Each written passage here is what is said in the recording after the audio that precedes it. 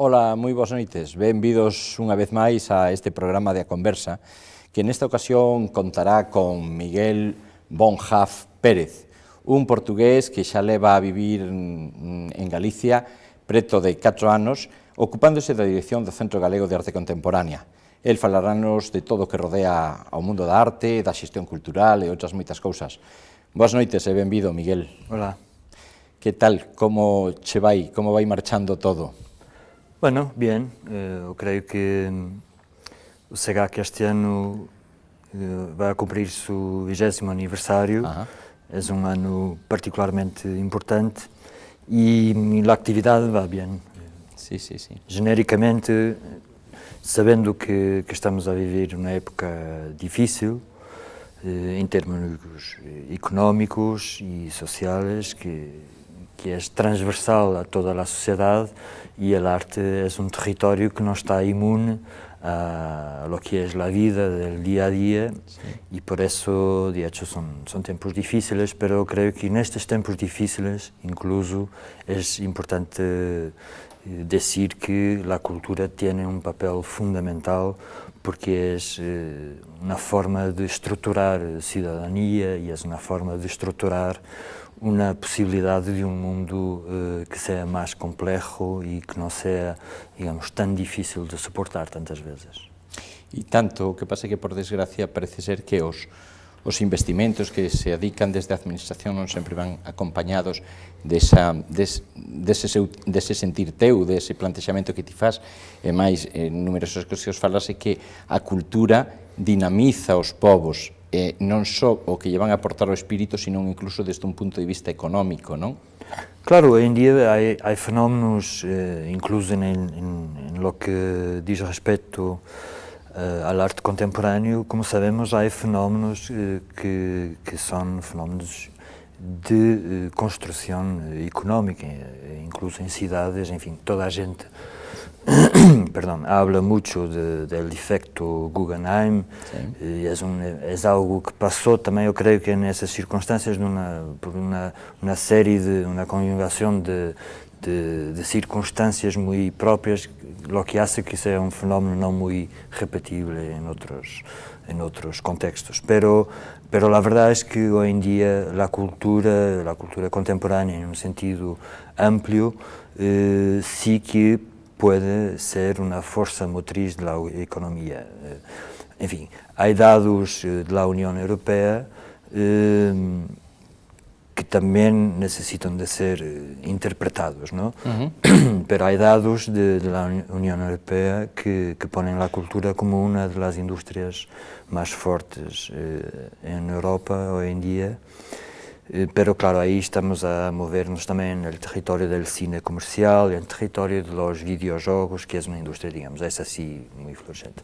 Pero la cultura erudita, si quieres, sí que puede ser también un fenómeno de crecimiento económico, no solo en términos de creación de empleo, pero básicamente en términos de atracción turística, por ejemplo, digamos, sería, digamos, la manera más sencilla de explicarlo, ¿no?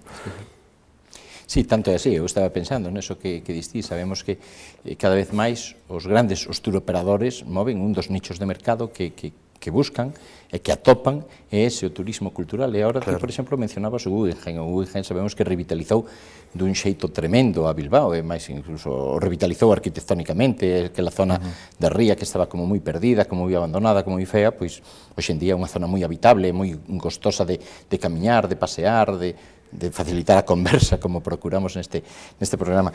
Houve outros casos, xa vamos a falar de España, vamos a falar do Estado español, como foi o Centro Niemeyer en Avilés, como foi, por exemplo, en Valencia, que se fixeron cousas que buscaban o tirón. Ou mesmamente temos aquí, en Galicia, a Cidade de Cultura, que en numerosas ocasións foron criticadas porque había un continente espléndido, un continente desde o punto de vista arquitectónico fantástico, pero que non se había pensado tanto no contido, é dicir, o contenedor era moi bon, pero o contido non se tiña moi claro que había. Tú pensas que hai que pensar sempre cando se fan estas obras moito nos que se vai facer, nos que se vai expoñer neles? Sí, eso evidentemente. Y principalmente en épocas con recursos más escasos, ¿no? O grande problema, que é um problema que comparte Espanha e Portugal, basicamente, é que há toda uma tradição cultural europeia muito fundada em uma atividade basada na sociedade civil, se queres, no norte da Europa. Sí. Bueno, en Francia será un caso atípico porque es muy basada en el Estado central, pero eso también por razones históricas del desarrollo de la democracia a través del iluminismo y de la Revolución Francesa, ha hecho crear un superestado en Francia que es muy protector, digamos, de la cultura en todos los sentidos. Al contrario, en Alemania y en Inglaterra, por ejemplo, y Bélgica, Holanda, etc., son aportaciones muy de la sociedad civil. Privado. Y eso creó estructuras, los museos, con una tradición muy diferente, muy distinta de la tradición del sur de Europa. Que nosotros, en fin, por cuestiones históricas, empezamos a crear estructuras dedicadas a la cultura contemporánea o al arte contemporáneo, básicamente a partir de los mediados de los 70 con los procesos de democratización de España y Portugal.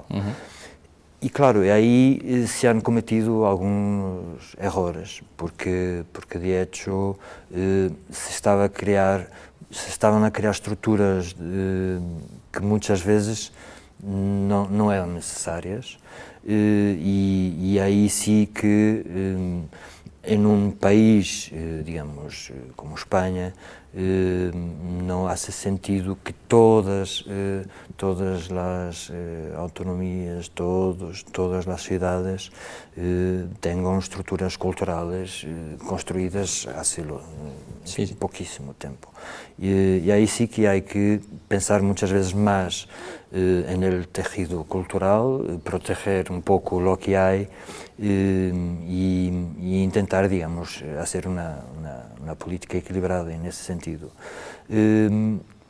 Pero básicamente lo que es importante, repito, es tener conciencia de que las instituciones culturales y básicamente porque las instituciones viven de los agentes culturales, que es un sector de la sociedad que hay que proteger, porque muchas veces son los tiempos más difíciles, es en los tiempos más difíciles que nos apercebemos de cómo es importante la cultura, ¿no?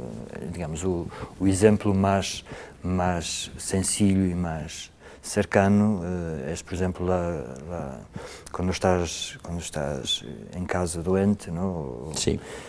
Pues, si tú no tienes una salvaguarda de poder disfrutar, o si no has aprendido a disfrutar de la literatura, de la música, etc., aí te ves num abandono muitas vezes completo e a cultura pode ser, digamos, esse companheiro fundamental para que tenhas uma existência mais completa e é para isso que trabalhamos todos, que estamos involucrados na cultura. Claro, claro, sobre todo nos momentos difíciles, como te dicías a decir, é dicir, pode ser nunha doencia ou pode ser un momento de crise, como te dicías agora, que ao fin e ao cabo hai moitos museos, como por exemplo o voso, que nin tan siquiera cobrades entrada, seguides sin cobrar entrada, que moitas veces pois é un xeito de lecer barato, fermoso e donde podes aprender moitísimas cousas, non?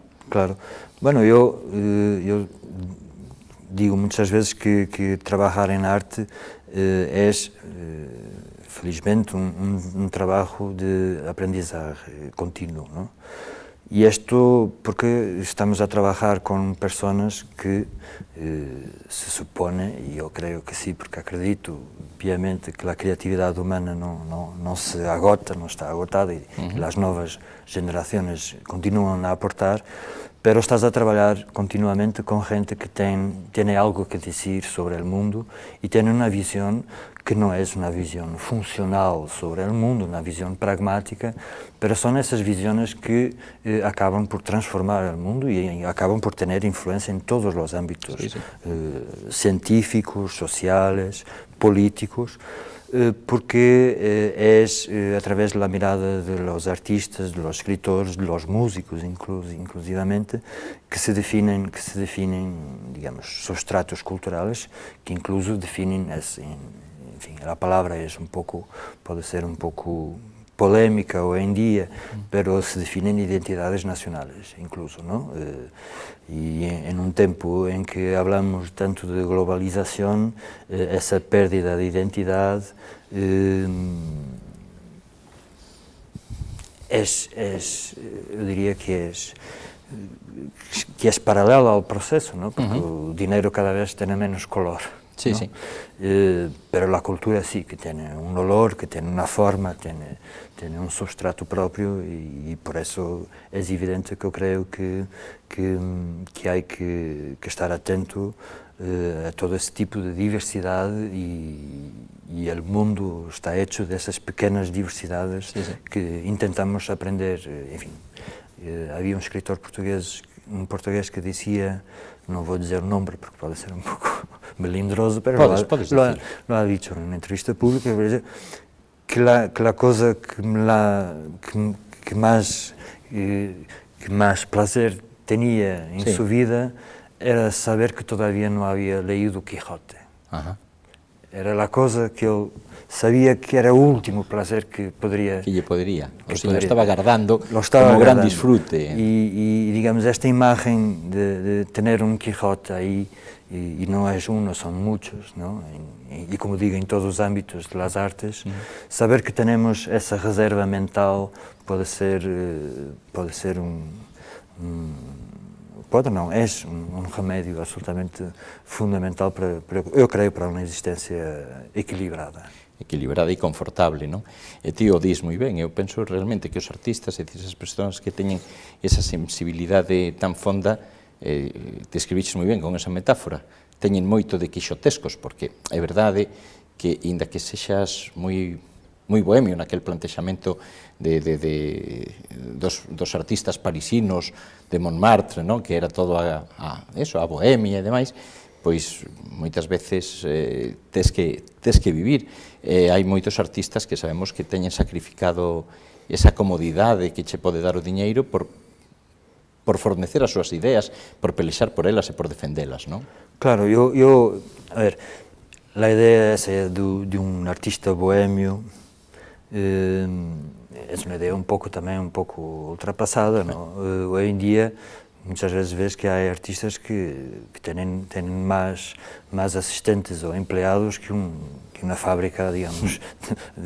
Bueno, pero en cualquier caso son os menos. Son os menos.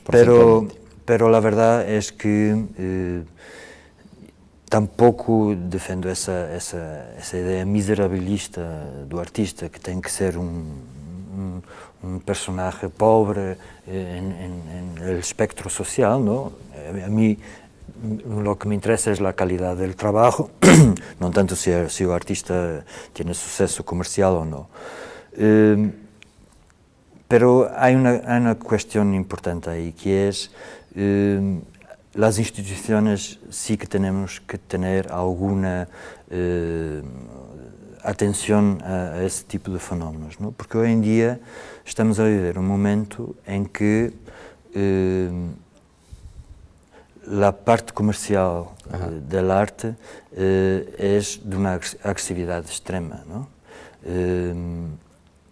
E basta ver lo que é o mundo de las subastas, que curiosamente, enfim, compreendemos porquê, ou seja, a gente que tem muito dinheiro hoy en día quizás tiene más precaución en invertir en hedge funds, ¿no? Y prefiere, digamos, pasar esa liquidez a cosas más tangibles, ¿no? Como es el arte. Entonces lo que está a suceder es que el mundo del arte se está a valorizar continuamente, desde o princípio da crise, desde 2009, o mundo da arte, digamos, as subastas está indo para arriba. E o problema é que atingindo proporções nunca vistas, ¿no? Lo que coloca algumas questões em termos institucionais, ou seja, os museus hoje em dia muchos de los museos, yo diría casi la mayoría de los museos sí. del mundo, no tienen capacidad de competencia hacia lo que es el mercado particular. Muchas veces privadas. Hay, digamos, fortunas que se sabe que están a invertir.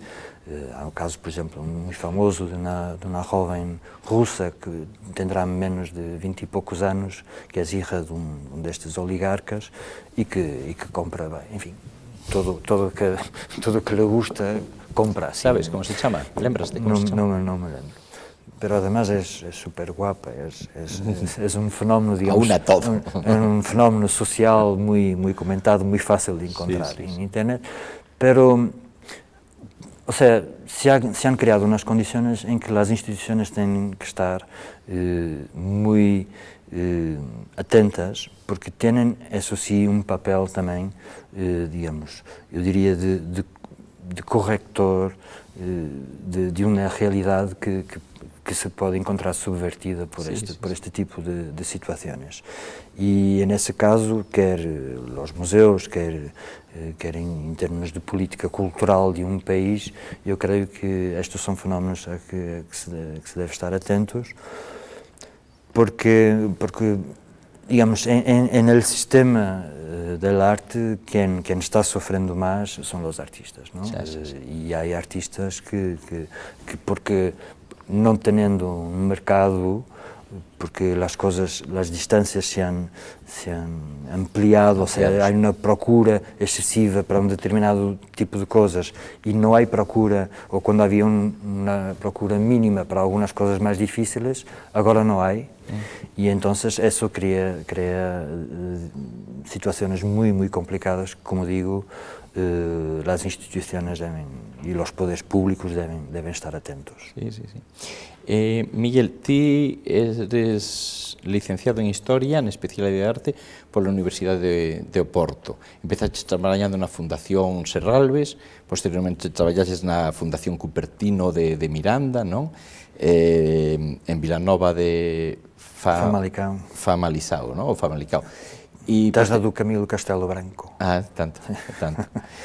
Posteriormente fuches responsable da área de Artes Plásticas e Arquitectura de Porto 2001, cando foi a capital europea da cultura. Chegas aquí, fai, como dicía antes, vai para 4 anos, cumpliránse en novembro deste ano, falas un portuñol perfecto. Por certo, sínteste máis cómodo falando en español ou en galego? Pues eu te digo, el problema es que, siendo galego tan próximo al portugués, es así como más difícil de practicarlo, porque evidentemente te sientes casi en casa, ¿no? Y entonces ahí hablas, digamos, esta lengua transfronteiriza o portuñol, que é o día, pero que o falas moi ben. O portuñol. E eu creio que dá assim un aire engraçado, digamos, para como metáfora desta nosa unión. Desta eurorrexión, que tantas posibilidades ten e que ainda non están explotadas debidamente. Pero ibache dicir, ti levaste dedicando, polo tanto, preguntabaches todo o portuñol, pero decía que te levas dedicando á xestión toda a túa vida profesional, non? Toda a minha vida. E falamos dos artistas. Que tal é a túa relación cos artistas? Dime a verdade, non me digas que boa así. No. Eso es muy sencillo de explicar, porque, perdón, de hecho empecé a trabajar muy joven, era estudiante en la Fundación de Serralves, que estaba a empezar en ese momento, en el 88. En fin, yo ya trabajo en esto hace más de 20 años, estoy un poco mayor en estas cosas. Pero cuando empecé a trabajar, tenía muy claro que quería trabajar en arte contemporáneo y no en el barroco o lo que fuera, porque a mí me gustaba, esencialmente, era ese trato con los artistas y el trato directo, en fin, con gente de mi generación, pero también de gente mayor, con la que tive oportunidad de trabajar cuando estive esses 6 anos en Serralves, que conocía, en fin, y trabajé con grandísimos artistas. Y es lo que más disfruto, ¿no? de esa dessa convivência, porque, como te digo, é uma aportação a mi mundo personal, ¿no? Todas sus idiosincrasias, que podem ser lo más típicas ou atípicas, pero todo el posicionamento del artista hacia el mundo, que es, yo diría que, para caracterizarlo muy rápidamente, yo diría que es básicamente una actitud cuestionante, ¿no? Sí. Es de una persona que más que encontrar como un científico, porque hay científicos que son tan creativos o tan artistas como los artistas, ¿no? Pero tienen una responsabilidad propia con su ética profesional, que es de encontrar las respuestas. Los artistas tienen la libertad de quizás lanzar las mejores preguntas, ¿no? Y eso de facto es algo que tamén é imprescindible en nuestra sociedade. Sí, sí. De feito, estabas falando que che encanta o mundo da arte contemporánea. Eu teño lido fai tempo nunha entrevista túa unha resposta que pareceu moi curiosa. Dicías algo así como que non che interesaban as obras clásicas porque non creaban inquietude, inquedanza, non? Claro, no, no sentido aí tamén, a ver, porque aí podría haber unha interpretación dubia. A mí me interesan as obras clásicas no sentido me gusta estudiar sobre lo que son las obras clásicas, pero no no sentido en que ese clasicismo sea algo que ya esté aceptado y no se cuestione más, ¿no? Porque si tú miras a un Miguel Ángelo o incluso se tu miras a um escultor anónimo helénico, e se isso não te aporta nada sobre lo que eres hoje em dia, pues estás a mirar a uma coisa morta, não? E por isso também nesse sentido eu dizia eu, porque quando hablas de arte contemporânea, lo importante es que tengas la posibilidad de crear discurso sobre lo que estás viendo, ¿no? Cuando tratamos con el arte contemporáneo, lo más importante es sentir, pero también reflexionar sobre aquello que sentimos. Y por eso es muy curioso cuando veo en los museos a los nenos, ¿no? Que tienen una relación muchas veces mucho más fácil con cosas que los adultos dicen que son incomprensibles, pero hay un lado, digamos, lúdico, sensorial, que es un lado importante en el arte. Pero hay también un otro lado, que es un lado más reflexivo, que te obliga a distinguir entre lo que es un cuadro negro en 2013 y el primer cuadro negro de Malevich. O sea, hay todo un percurso histórico, un proceso que ese sí requiere alguna aprendizaje, ¿no? Si tú te sentas en una mesa y ahora decidíamos interromper este programa, que es muy agradable, pero íbamos a jugar agora un xadrez, ¿no? Y tú dices, pero yo no sé las reglas del juego, pues eso evidentemente que hace con que no haya una comunicación fluida y no podemos jugar, ¿no? Con el arte contemporáneo pasa un poco el mismo, ¿no? Podemos mirar cómo son las piezas, pero hay una parte que tiene que ver con un aprendizaje básico sobre la historia del arte, la historia de las formas, las historias de la evolución social del arte, etc. Que te ayuda a disfrutas cada vez más cuando estás más implicado en ese juego, ¿no? Y claro, no puedes pedir a un lector que comprenda a James Joyce la primera vez que lee un romance de James Joyce. Para disfrutar de James Joyce tienes que leer mucho, aprender sobre la historia de la literatura, tener vida, y eso la cultura te ayuda porque trae mundos nuevos para tu universo existencial, y ahí sí quizás puedes empezar a disfrutar de Joyce o de Quijote, ¿no? Del Quijote de Cervantes, porque son obras complejas y las complejidades se van percibindo en un momento que te vas formando más. Sí, claro. Y te vas formando más y en detalles que muchas veces te pasan al lado porque no sabías que aquello hacía referencia a un dado histórico, a un dado cultural, a un dado incluso formal, ¿no? De la propia construcción lingüística. Miguel, decías fai un cacho que poderíamos ter que interrumpir este programa, é verdade que vamos fora de tempo, estuvemos falando moito conceptualmente do mundo da arte, pero o tempo acábasenos agora ben. Vamos a pedir que nos concedan 2 minutiños máis. Pídoche que non, por favor, me digas que aporta o CEGAC, que lle ofrece aos galegos para que veñan a visitalo e como influye o feito de que a Cidade de Cultura este aquí, se lle vai restar ou non visitantes. Pídoche que sexas moi concreto. No, bueno, como te digo, o CEGAC aporta una selección importante de lo que se hace en términos del arte contemporáneo hoy en día, tanto a nivel local como a nivel internacional. Y por eso es, digamos, una montra privilegiada en un edificio bellísimo de un arquitecto que es premio Pritzker, o portugués Álvaro Siza, y que vale la pena visitar por los contenidos, por su entorno, el magnífico Parque de Bonaval, y por eso vale la pena visitar, evidentemente. Y en cuanto a la Ciudad de la Cultura, lo importante es que sean estructuras complementarias, ¿no? Y que ahí, que en este caso lo que es importante es que se ayuden mutuamente a crear un tejido cultural más fuerte.